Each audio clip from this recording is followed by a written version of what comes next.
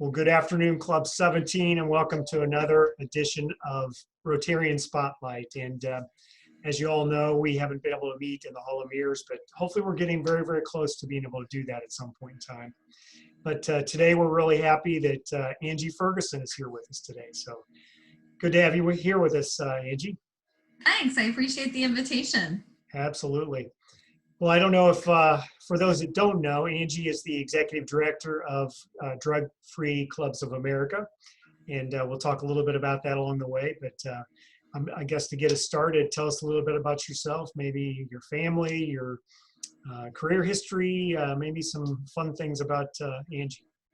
Okay, so I am a tried and true West Sider, born and raised on the West Side. My dad retired from the firehouse down in North Side, retired firefighter. Went to Oak Hills High School, although I went to Catholic grade school down in Sailor Park. So I'm a river rat. So my family, my husband is actually from a small town right outside of Youngstown, Ohio, called Hubbard. And he, unfortunately, is a Steelers fan. Oh my gosh. I know. So we fight a couple times a year at least. And then we have two daughters. So one is Alexis. She's a junior at Mount Notre Dame High School. And then I have a fifth grader at St. Ignatius. And that's very near where we live. So we do make our daughters declare if they are Steelers fans or Bengals fans. Lost my junior, she declared Steelers in the 6th grade, and my 11-year-old hasn't declared yet, so that should be soon. Career-wise, I was actually in real estate when my dad and the other firefighters came up with the concept of Drug-Free Clubs of America. So, and ironically, just about 8 weeks ago, I finally put my license into escrow. So I've been in real estate all that time. I absolutely love it. It was with Coldwell Banker. And before that, I was with Cagney Weisker. And so before that, I managed restaurants. I opened a Jersey Mike's in New Jersey. I worked at La Rosa's and managed La Rosa like every other West Sider. But you know, it's been great because our office is right across from St. Rita's School for the Deaf. So I do get out a little bit, and I travel all over for work. And my daughter going to Mount Notre Dame, one of the goals was, as much as I love my turf, I really wanted my daughter to have a bigger bubble than I had. So that was part of the goal with choosing Mount Notre Dame for school, was just to explore other parts of the city and get to have friends from all over the place, which is similar to what I'm experiencing in Rotary, actually.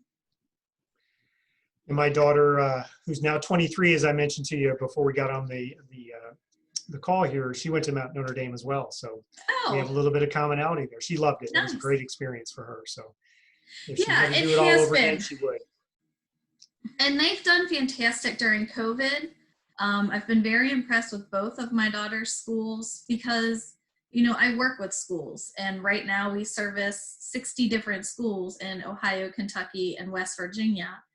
So I have seen excellent educations in public school, excellent educations in rural and suburb and private, and I think it's what you make of it. But the reality is, in this COVID environment, economics set in when it comes to just, do your students have the equipment that they need to be one-on-one with computers? Do they have internet? Do they have resources around them? Do they have parents who have the time to help them figure out how to be virtual learners? So COVID has been something that has hit some schools much harder than they've hit our schools, and I've been very thankful for the way that our schools responded to this whole challenge.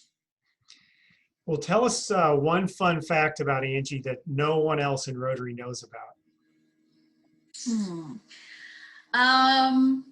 Well, probably my favorite collaboration that we have with work is with the U.S. Army. So what we do is we work with soldiers in the community that are stationed in the community, and it's their sole responsibility not to recruit, but to just build relationships in the community. And we teach them how to open a program of Drug-Free Clubs of America. What does it take? What kind of support? What kind of funding? Everything about the details of it.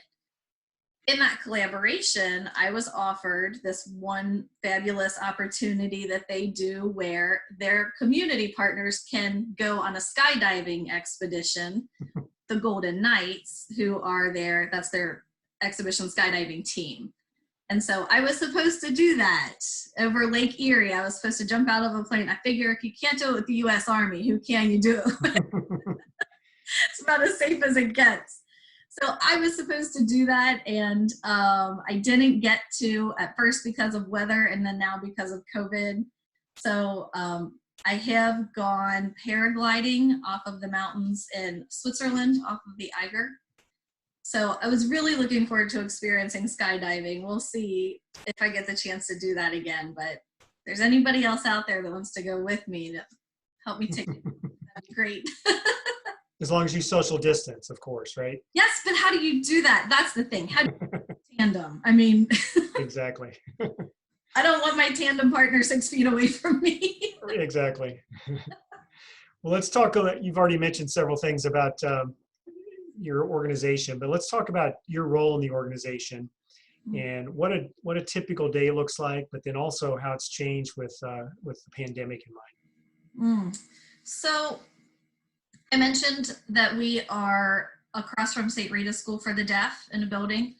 There is a company called MedAccount Management that my family owns. That company, they do EMS billing, emergency services billing.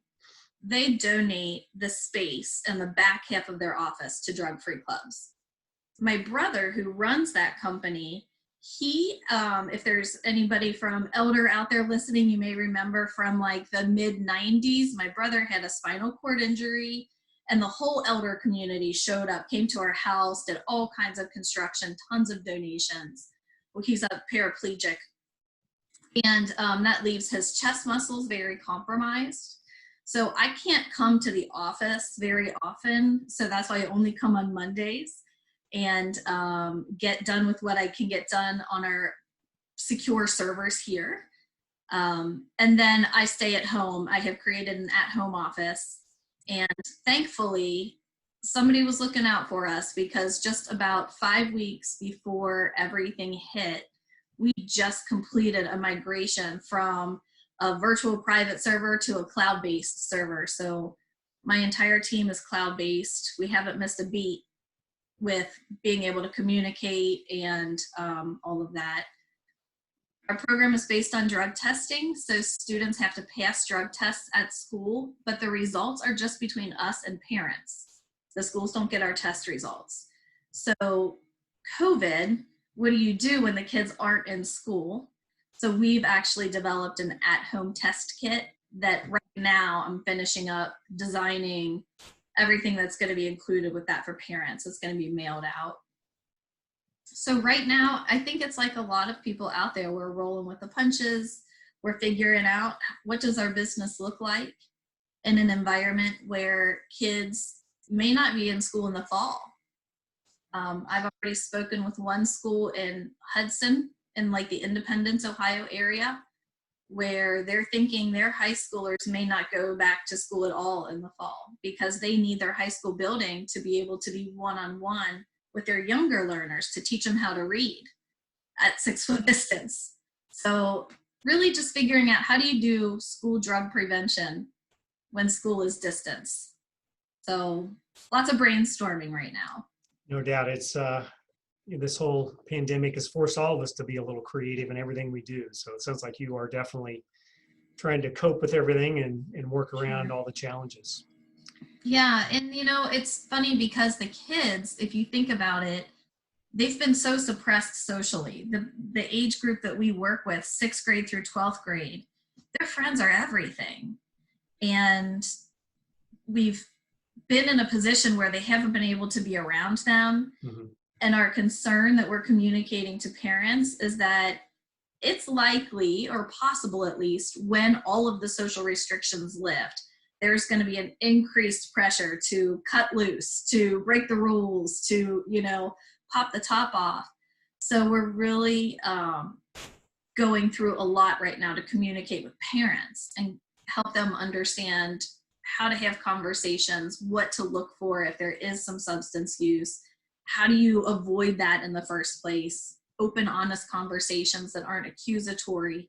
Those are hard skills for a parent. So really focused on that right now.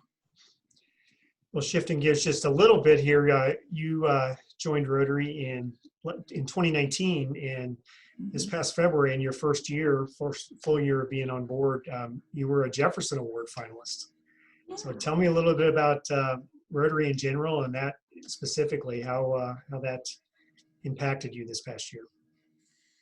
Well, I came to Rotary in sort of a roundabout way. Dr.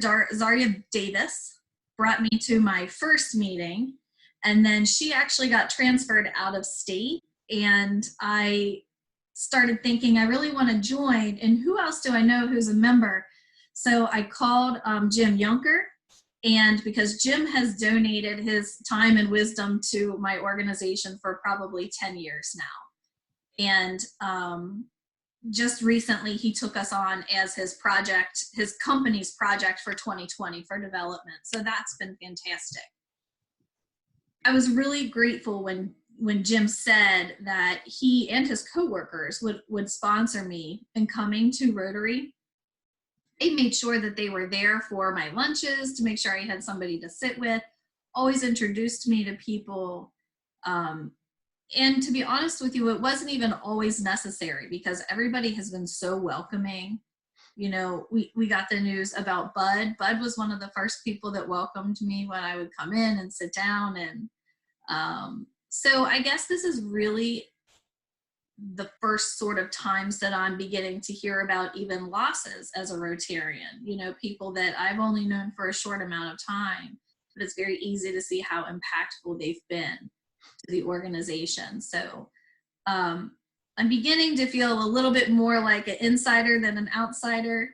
The Jefferson Award was such an honor, even just to be up there and to have that spot put together for us, to be alongside the other nominees was just fantastic. So what a great experience all the way around in such a short time.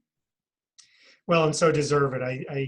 I don't know everything about your organization, but what I do know, it's an amazing group, an amazing concept, and it's something that kids at a vulnerable age really need. So yeah, they do, without a doubt.